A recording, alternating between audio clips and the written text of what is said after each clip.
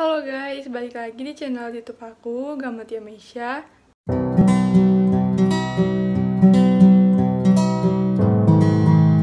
Jadi di video kali ini aku akan membahas tentang apa saja alat-alat medis dan masing-masing fungsinya, dan biasanya dia itu diletakkan di ruangan mana aja sih.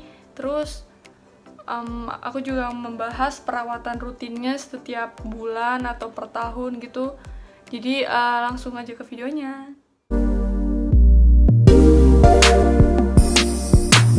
Yang akan aku bahas itu yang pertama adalah defibrilator. Jadi defibrilator itu biasa disebut alat pacu jantung.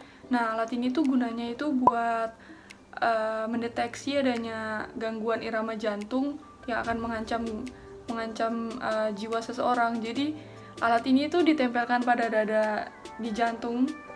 Nah, itu akan dialiri listrik, jadi akan memberi kejutan listrik. Nah, di aliran listrik itu yang akan menyebabkan otot-otot pada jantung ini terangsang, jadi membuat irama jantung akan bekerja secara normal kembali. Fibrilasi. Jadi ini keadaan dimana ketika jantung berdetak sangat cepat, kejutan energi tinggi itu dikirim ke otot jantung sehingga irama jantung kembali normal. Jadi ritmenya menjadi normal kembali. Bradycardia pacing. Jadi berbeda dengan defibrilasi yang tadi. Jadi keadaan ini tuh ketika jantung berdetak terlalu lambat.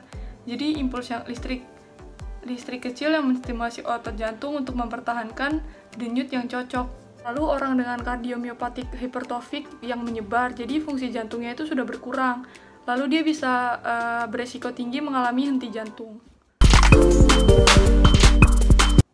Nah, setelah tadi tak mengetahui fungsi alat ini dan alat ini biasanya digunakan untuk pasien-pasien apa saja, lalu di mana sih alat ini ditempatkan? Nah, jadi alat defibrilator ini ditempatkan di ruangan emergensi, di ruang OK atau ruang operasi, lalu di ruang ICU, ICCU, PICU, dan juga biasanya ditaruh di ambulans karena kebanyakan dari alat ini tuh menggunakan baterai.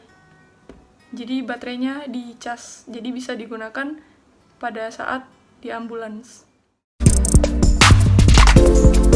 Pemeliharaan defibrilator ini, jadi saya akan mengambil dari referensi dari RSUD Kanjuruhan Kepanjen.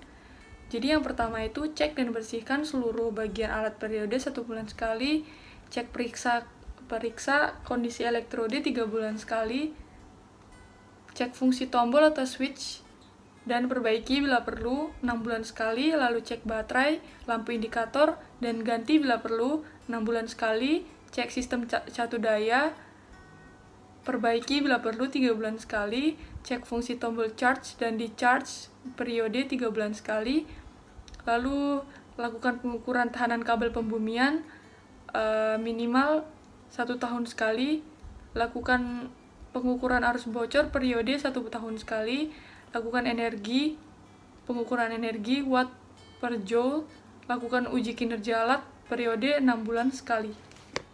Jadi itu saja penjelasan tentang defibrilator.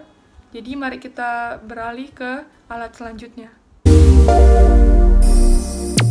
Kedua yang akan saya bahas di sini adalah elektrokardiogram atau EKG. Nah, jadi EKG ini untuk pemeriksaan sederhana untuk mengukur irama dan aktivitas listrik jantung.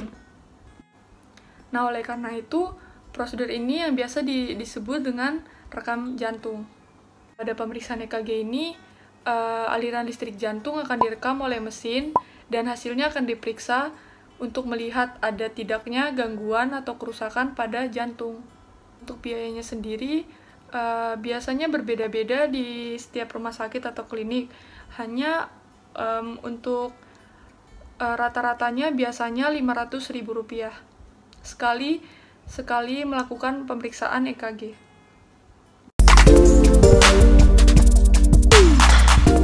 Mengapa alat elektrokardiogram ini diperlukan? Nah, itu diperlukan untuk mendeteksi adanya ritme jantung yang tidak normal yang bisa menyebabkan gumpalan darah di pembuluh darah.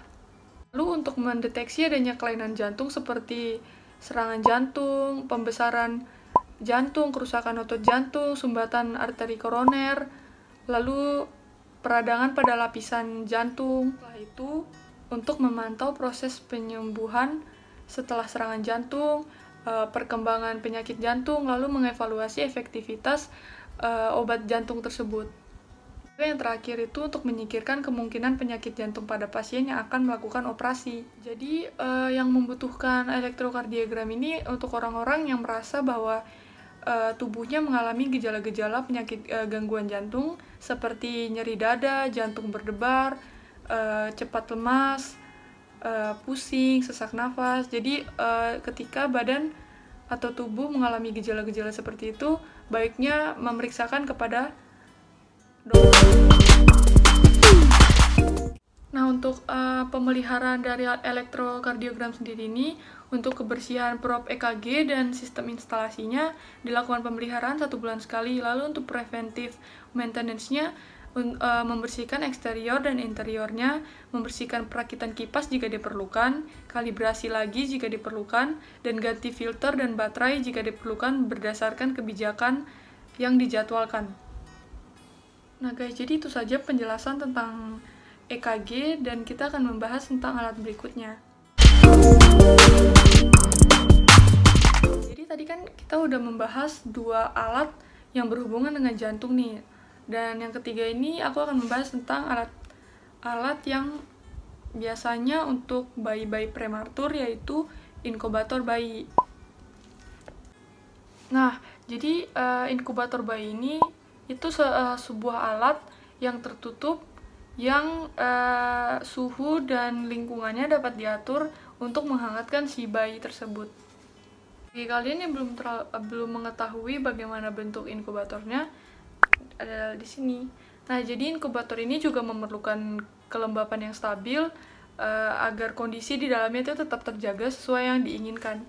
Inkubator ini merupakan salah satu alat yang memiliki fungsi merawat dan untuk penyesuaian suhu atau untuk menghangatkan bagi bayi-bayi yang lahir prematur yang sangat membutuhkan suhu yang sesuai dengan rahim ibunya. Nah, jadi suhu yang diperlukan untuk perawatan bayi prematur ini yaitu berkisar 32 derajat sampai 37 derajat Celcius. Jadi penempatan inkubator bayi ini biasanya ditempatkan pada neonatal intensive care unit atau biasa disebut dengan NICU.